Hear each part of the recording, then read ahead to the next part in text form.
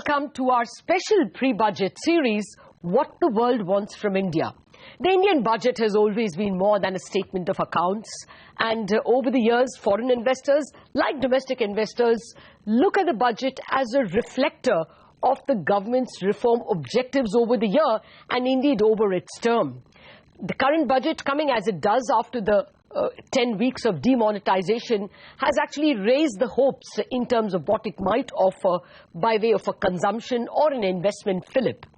Today I have with me someone who's watched India for long, Adrian Lim, Senior Investment Manager at Aberdeen Asset Management. Adrian has been watching Indian equities for over a decade and a half, and he manages a lot of money, $10 billion across several funds of Aberdeen. Well, Adrian, thank you very much for joining us on this very special show. Well, first up, what's your view of India coming as it does after demonetization? Do you think it has jarred the India story for the near term? Just what is its impact on Indian equities?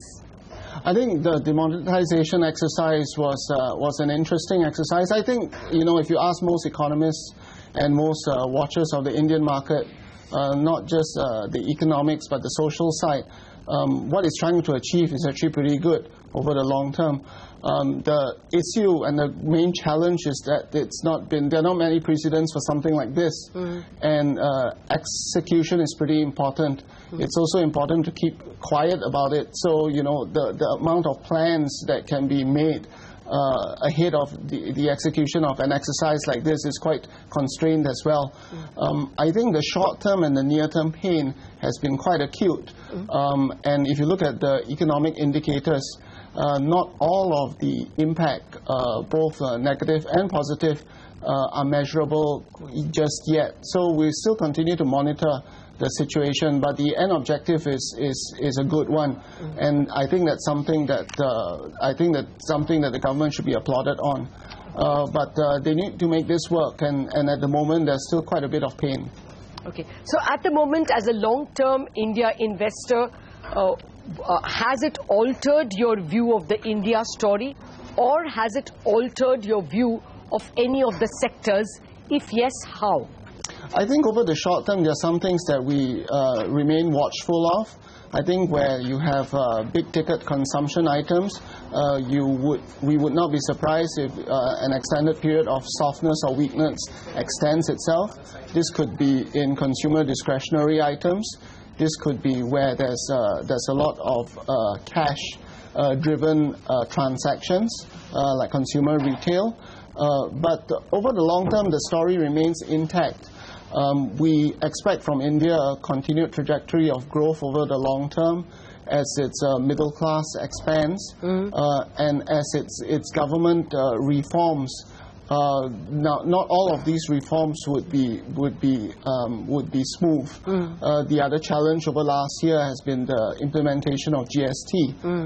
Having the statute signed in was very important. It's something that the country has been trying to do for a really long time. But the key benefits will be extracted over the next 3-5 years, and it's in the details in the committees that form and govern the GST structures that most of the value would be extracted. So I think reforms, once in a while, you have some short-term pain, but for us, as you say, we are focused on the long term, and I think that trajectory remains attractive to us as long-term investors. Okay, well, let me come straight away to the budget. Are there any specific expectation? What would you want or not want in the budget?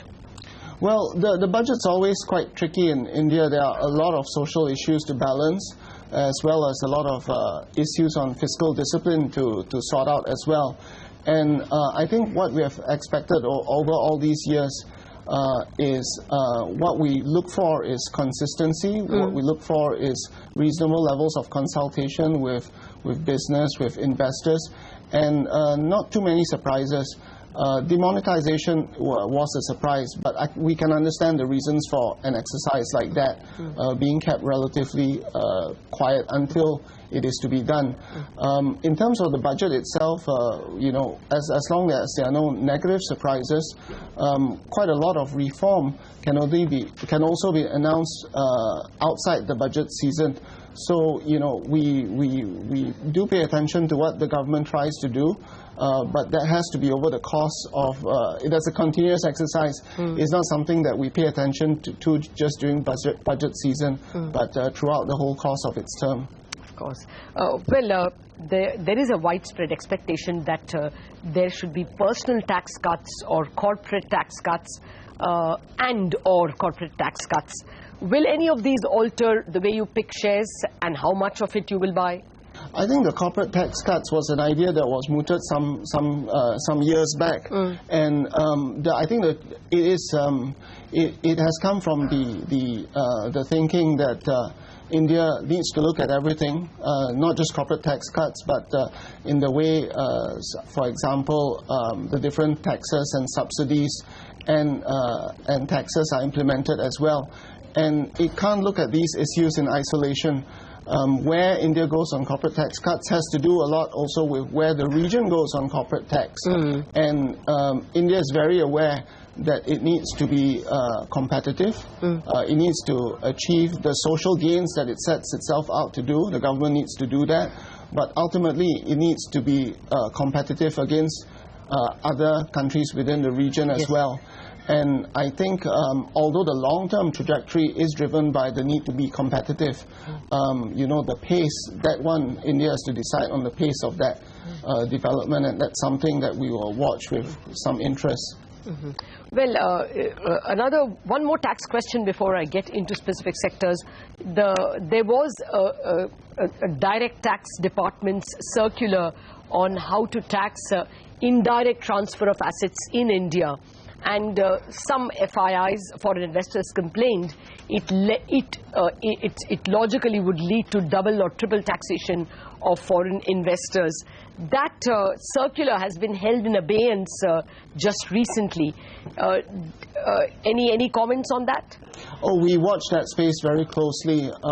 Just like corporate tax cuts, I think as foreign investors, we owe a duty of care to our investors to make sure that we invest in markets that are structured competitively. I think the fact that the circular was kept in abeyance for further study was very encouraging. It proves that the Indian authorities do listen to feedback and do consider and make sure that all interests are kept in balance. When the circular came out, there were still some unclear details on some of the implementation, finer points of implementation. So I think those are some things that need to be ironed out. But we welcome, this dialogue. We do have people within Aberdeen that pay attention to this, and it's something that we are watchful of to make sure that we know what we're doing for our investors are right.